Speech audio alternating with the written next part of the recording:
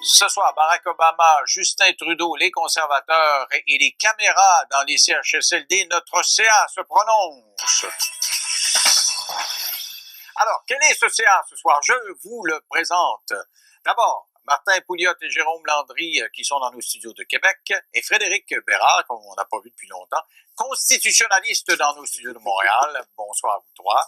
Bonsoir. Alors, on va commencer d'abord avec les caméras dans les CHSLD. Le gouvernement qui dit, ouais, OK, on envisage c'est de donner le droit aux familles qui veulent installer des caméras dans les CHSLD pour être sûr que les préposés aux bénéficiaires ou les infirmières respectent nos parents âgés. On pourrait le faire. Et là, les syndicats ont de sérieux doutes. Commençons avec le constitutionnaliste avocat. Qu'est-ce que tu dis ça, Frédéric? Ben, en fait, ça avait été l'inverse, j'aurais été inquiet. Hein? Si on avait voulu imposer des caméras à l'encontre de la volonté des patients, là, je pense qu'évidemment, constitutionnellement parlant, là, ça n'a aucune chance de passer. Quand même. Tu peux pas avoir un plus grand degré d'intimité que dans ta chambre. Donc, on ne peut pas espionner. Mais l'argument du syndicat, c'est qu'on va nous espionner, nous, les travailleurs. En fait, ils voient juste parce que c'est sûrement ce que les dirigeants souhaitent faire ici. Et là, il va falloir voir dans quelle mesure tout ça peut aller. Parce que si tu travailles, par exemple, chez Canadian Tire, seul exemple, il y a des caméras dans les allées. Puis si tu voles des tournevis, des bâtons de hockey ou je sais pas quoi, mais tu vas te faire sacrer dehors. C'est facile à comprendre. Donc, c'est probablement dans cette optique-là que les dirigeants ont voulu installer ça. Est-ce que ça viole la charte dans ce cas-ci? Franchement, je suis pas sûr. Dans un milieu de travail, il y a souvent une espèce de... Généralement, tu fais ce que tu as à faire. Oui. Mais leur crainte, c'est que des fois, il y a des images. Tu sais, la personne âgée tombe, là, tu vas leur prendre, puis peut-être que dans ton intention, tu voulais leur lever, puis elle brasse, puis là, tu regardes des images comme ça. Peut-être on ne connaît pas l'intention de la personne. Là. Peut-être, mais moi, ça me dérange pas tant que ça. La personne viendra s'expliquer après. OK, Martin, que tu dis ça, toi? C'est une excellente nouvelle. Moi, je pense que les syndicats, par contre, optent pour la position qu'ils sont obligés de prendre. Il faut bien comprendre que c'est le mandat d'un syndicat de défendre ses membres. Alors, la position qu'ils adoptent est non seulement peu surprenante, mais il fallait s'y attendre. Cela étant dit, excellente nouvelle. Ceux qui en voudront pas ont juste à dire on n'en veut pas. Ceux qui veulent l'installer pourront le faire. Et puis, l'objection qui pourrait être soulevée de dire, bon, écoutez, les images pourraient être mal interprétées, ben, c'est toujours plus facile à interpréter que la parole de l'un contre la parole de l'autre. Là. Alors, dans ce cas-ci, moi, je pense que c'est pour le plus grand bien, certainement, de ceux qui, en plus, et c'est important de mentionner ça, là, pour ceux qui le désirent. Ceux et celles qui le désirent. Alors, moi, je vois pas beaucoup de défauts. Là. OK. Jérôme, qu'est-ce que tu dis ça, toi? Ben, moi, j'ai tendance à être pour, puis... Est-ce que tu le ferais installer systématiquement, là, peu importe les personnes que tu connais? Ben, écoute, moi, si j'avais un de mes parents, par exemple, qui était dans un CHSLD, j'aurais tendance à souhaiter qu'il y ait effectivement une caméra. Par contre, faut s'en remettre au patient, à la personne qui reçoit les services dans un cas comme ça. Non, mais je sais pas, moi, si ton proche, si ta mère, disons, a perdu son acuité cognitive, ouais, et ça serait à toi de décider, là. Oui. Mais tu fais confiance, tu vois que les infirmières du bon monde, est-ce que tu installes la caméra quand même? Ben, moi, ce serait oui. Par contre, je sais très bien une chose, Denis, c'est que la très grande majorité des employés des CHSLD sont très dévoués pour les avoir fréquentés, sont très, très dévoués, font un travail impeccable. Et d'ailleurs, moi, je pense que les syndicats devraient être les premiers à souhaiter qu'il y ait des caméras pour montrer jusqu'à quel point, justement, leurs membres font un bon travail. Par contre, je me pose quand même certaines questions au niveau légal. Si on laisse la décision aux patients, ça veut dire qu'il y a des employés dans certaines chambres qui seraient filmés, il y a d'autres employés dans d'autres chambres qui seraient pas filmés, puis je pense pas qu'on pourrait, par exemple, je sais pas moi, faire une plainte à un ordre professionnel d'un employé et présenter les images en preuve et penser que les seules images vont pouvoir constituer une preuve pour radier quelqu'un, là. Ce que je comprends de l'argument, c'est qu'il y a un genre de discrimination envers certains employés qui seraient surveillés versus d'autres. Mais dans ce cas-ci, ça ne pourrait pas s'appliquer parce que la discrimination, il faut qu'elle soit prévue par la charte. Il n'y a pas une discrimination pour ne pas bien faire son travail. On s'entend pour dire que le gouvernement a la bonne tendance à cet égard-là. Parlons maintenant de Barack Obama qui a fait son discours d'adieu. En fait, c'était sa conférence de presse d'adieu. Il a souhaité bonne chance à M. Trump. Je vais commencer avec Jérôme. Je suis persuadé que tu as beaucoup de bien à nous dire de M. Obama. Alors, comment tu le vois? Là? Ben, moi, écoute, j'ai du respect, évidemment, pour M.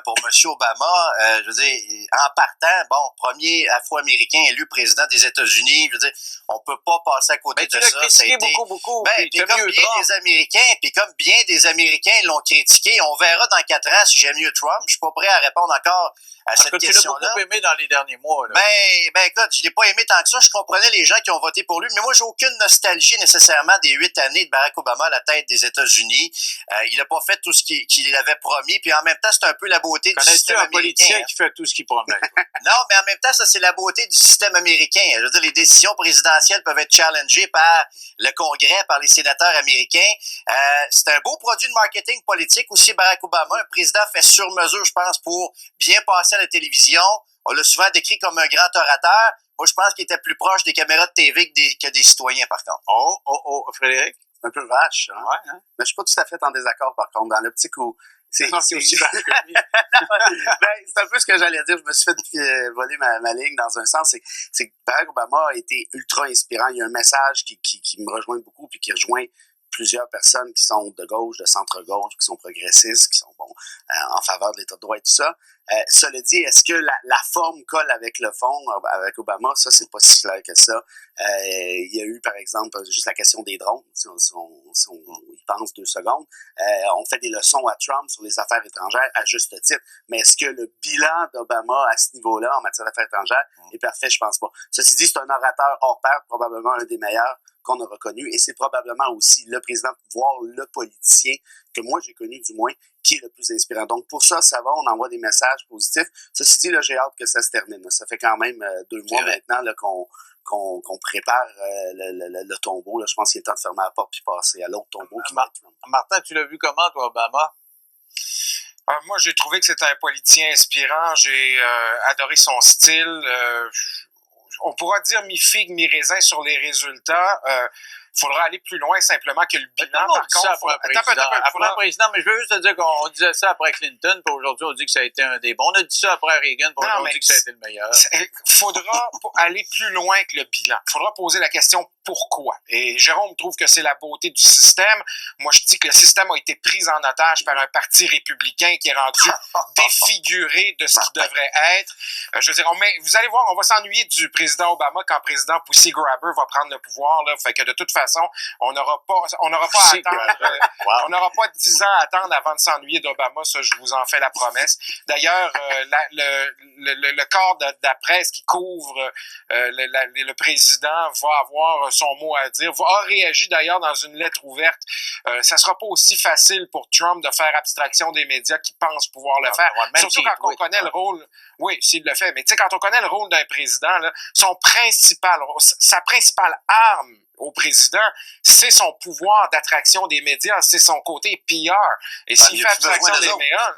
Parce qu'il n'y a plus besoin d'eux autres, les médias traditionnels. On entre à partir de vendredi officiellement dans une nouvelle ère. Moi, que les médias soient de bonne humeur ou pas, là, que les journalistes de CNN aient de la peine parce que Trump me répond bête, j'en ai plus rien à cirer. Des médias de dire ça. Ouais, c'est ça. Donc, on rentre dans le binaire où on n'a pas besoin d'écouter la radio. Il est temps qu'on se regarde dans le miroir, les médias traditionnels. Il est temps qu'on tombe un peu de notre piédestal et qu'on se remette à écouter les gens ordinaires. Arrête, Jérôme. Les gens ordinaires. La pire affaire qui est arrivée à la démocratie, c'est que tout le monde pense que son opinion vaut autant que celle de n'importe qui. Je m'excuse, mais ton opinion vaut autant que celle des gens qui nous écoutent. J'ai une question, les gars. C'est quoi les gens ordinaires? C'est ceux qui travaillent. C'est ceux dont on n'entend jamais la voix dans les médias. J'ai juste ça à faire. Moi, c'est ma job. Je suis un gérant d'estrade. Je suis payé pour ça.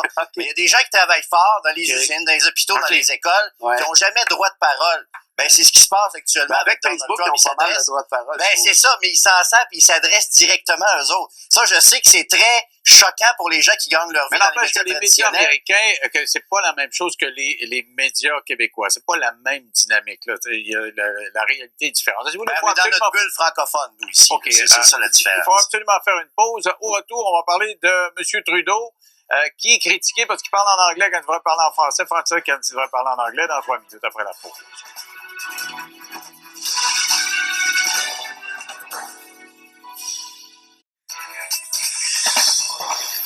Alors, on poursuit cette réunion de CA. Nous allons parler maintenant du débat francophone chez les conservateurs qui avait lieu hier. Alors, ils sont une brochette, ça finit plus. Il y en a un nouveau, maintenant, ils sont rendus 14. Et ça, j'imagine, l'animateur de débat, je n'ai pas regardé, mais ça m'intéressait pas. C'est d'une platitude incarnée, ce genre d'affaire-là. Mais j'imagine, tu sais, le gars, il y en a 14. Et les trois encore, en fait, il y a 2 candidats francophones, les autres parlent à peu près pas français. Regardez ce que ça donne, un exemple. Mesdames et messieurs, depuis que cette cour des cheffreries est commentée nombreux conservateurs, moindre souvent qu'elle ne suit pas son Canadien ou que je retourne.